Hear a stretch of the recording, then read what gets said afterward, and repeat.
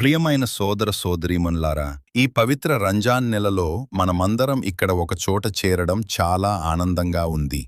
రంజాన్ అంటే కేవలం ఉపవాసం మాత్రమే కాదు, అది మనసును శుద్ధి చేసుకునే నెల, ప్రేమను పంచుకునే సమయం, పరస్పర గౌరవాన్ని పెంచే పండుగ. ఈరోజు నిర్వహిస్తున్న ఈ ఇఫ్తార్ విందు కేవలం భోజనం కోసం మాత్రమే కాదు, ఇది దళిత్ ముస్లిం ఐక్యతకు ఒక సంకేతం. మన సమాజంలో ఐక్యత ఉంటేనే మన హక్కులు, మన గౌరవం, మన భవిష్యత్తు బలంగా నిలుస్తాయి. డాక్టర్ బిఆర్ అంబేద్కర్ గారు చూపిన మార్గం మనకు సమానత్వం, న్యాయం, స్వాభిమానంతో జీవించడం నేర్పింది.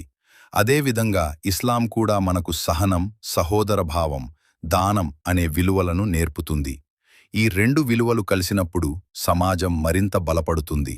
అల్లాహ్ మన అందరికీ శాంతి, ఐశ్వర్యం, ఐక్యతను ప్రసాదించాలని ప్రార్థిస్తున్నాను. జై భీమ్, జై మీమ్.